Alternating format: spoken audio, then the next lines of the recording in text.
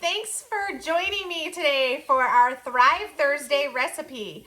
This week, each week I always share a Thrive Life recipe. So foods, recipes, meals, things you can make.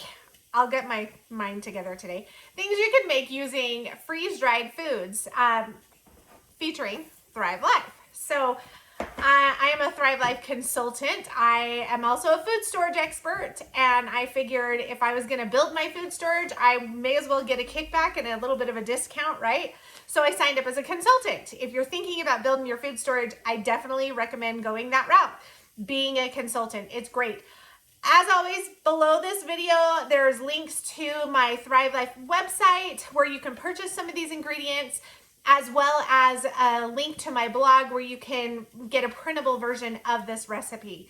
So, and be sure to like and subscribe because I share these recipes every Thursday. I do a different recipe you can make using freeze-dried foods. And the best thing about freeze-dried foods is they're shelf stable for a long time. I mean, like up to 25 years on your shelf. That's amazing. And the flavor is amazing too. So they're one of the best as far as food storage is concerned for quality and long shelf life and nutritional value, all that. So I try to use each month, I try to use the things that are on sale because I'm a big proponent on budget and budget friendly. So today we're going to be doing cheddar sausage potato soup. There we go. Cheesy sausage potato soup. Cheesy sausage potato soup. That's what I'll call it. Anyhow, the sausage is on sale this month. So I'm going to tilt the camera down and you can see how easy this is. I've had my water getting up to a boil here for a few minutes because this little portable burner takes forever. I should do it over on my stove, but it's hard to get the camera over there. Anyhow, so stick with me and you'll see how quick and easy this is. There's no excuse to live off beans and rice in your food storage when you can make amazing meals like this. So let me show you. Okay, as you can see, I've got my water getting hot.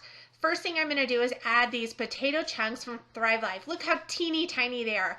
These are so perfect to just throw in like a soup or a casserole. They tend to take a little bit more time than most things to rehydrate, but they're super convenient. Now, I'm adding, this is a 3/4 cup measuring cup, so I'm adding 2 1/4 cups of these potatoes. Once you open your can, you don't need the oxygen absorber, so go ahead and throw that away. It's done its job. And then next, I'm going to add the sausage crumbles. These are seriously one of my favorite Thrive Life ingredients. Again, another 2 1/4 cups. So your water, you can add these and bring the water up to temperature at the same time. Remember, as always with freeze-dried food, the hotter the water, the faster they're going to rehydrate. So this little portable burner they take a little bit longer to get things hot. So I had things warming up, but it'll take a little bit longer than on your stove. And then next we have, this is the Thrive Life diced onions or chopped onions. Look how teeny tiny they are. These are so handy to have. I'm just going to do 3 heaping tablespoons of the diced onion. I mean, this will add some good onion flavor, but we don't want it to overpower the other flavors of the soup. And then we're going to add our bechamel sauce. Thrive Life makes this amazing bechamel sauce. It's your basic white sauce. So it's a great powder to use for soups and gravies and casseroles, things like that you would normally use a basic white sauce or a roux for. I'm going to do 6 heaping tablespoons. Now for these, I measure it with tablespoons just because my containers that I keep them in, it's easier to do it with a tablespoon than a measuring cup. But you can use a measuring cup if you like. And this is honestly just to taste. The next is the Thrive Life cheese sauce. So for this, I'm going to do 4 heaping tablespoons. Again, another one of Thrive Life's amazing sauces. If you haven't tried their sauces yet, I highly recommend them. They are all really, really good. And last, we're going to add just 1 tablespoon of chicken bouillon. This is the Thrive Life chicken bouillon. Excuse me. And that's just going to help add a little bit of flavor. So we have our freeze-dried ingredients in there with our water. That's 8 cups of water that we've brought up to a boil. Oh, and our cheese. Let's add our cheese. So this is just shredded cheese, Thrive Life freeze-dried shredded cheese. And for this, I'm just going to add the same amount as the sausage and the potatoes. I'm going to do 2 1/4 cups because it's cheesy sausage potato soup. So those 3 ingredients are all equal. But again, this whole recipe is literally to taste. So if you want more sausage, less sausage, no sausage, if you want jalapenos in there, if you want whatever, this is really to taste. It's super easy.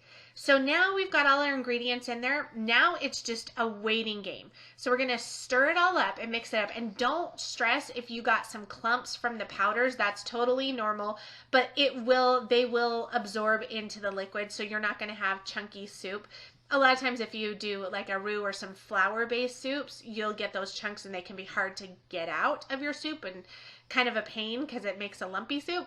The Thrive sauces are not like that. So even though right now it looks like there's a bunch of clumps and lumps, trust me, they will dissolve, they will mix in right in with the soup. So don't stress about that at all.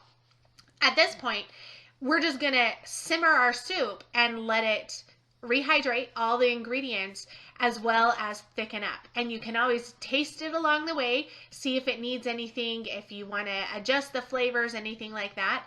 But for the most part, this is just a waiting game here. And you're just giving it takes about 15 minutes to cook. And again, if you were doing this on your stove, it probably wouldn't take as long. For me on this burner, it took about 15 minutes. But again, your stove would be a lot faster. And if you're doing less soup, this is a pretty decent sized pot of soup. So less soup would obviously cook faster as well.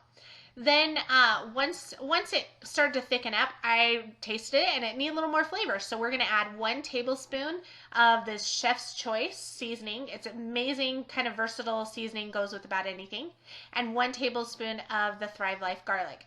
The garlic, freeze-dried garlic, so convenient and so easy. Just kind of throw it in. And remember, a little bit of these go a long way. So I just did 1 tablespoon of each for this big pot.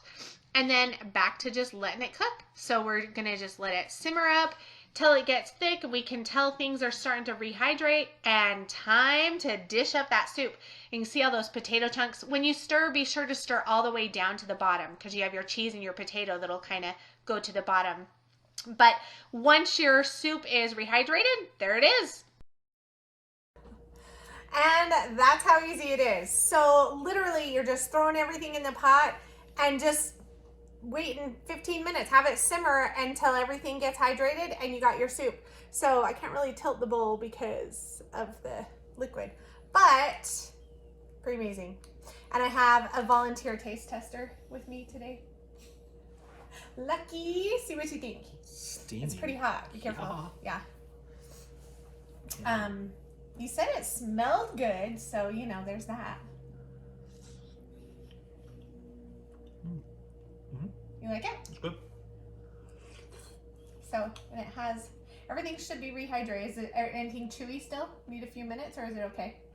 I usually rush these because I don't want the video to go on forever, but I can always edit it down. The potatoes. The potatoes need a little bit more time? Mm-hmm. Okay. That's fixable. They're not bad, but they're just al dente. Al dente. So just cook until your potatoes are done, but the meat's rehydrated, everything? Mm-hmm. Flavor's good? Yeah, very good flavor. I'm gonna try. Yeah, I like it. Okay. It's almost like what you would put in a breakfast burrito.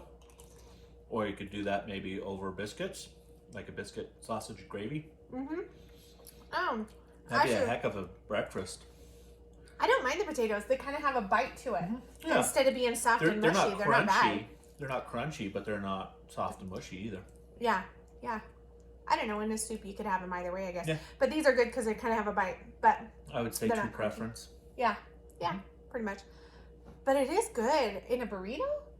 Well, like a sausage, egg, and cheese burrito is kind of what I get that flavor. Mm-hmm. Yeah. Not that I would put this in a burrito unless you really cheesed it up. Well, no, you're right because it's the potatoes and the sausage and the cheese. It's just missing the egg. It's missing egg, so yeah, there you go. So, but no, very good flavor. We'll have to try that. Good because this is what you get for lunch. Oh, joy. All right. Super easy. This would make a really good meal in a jar too, or a camping meal, things like that.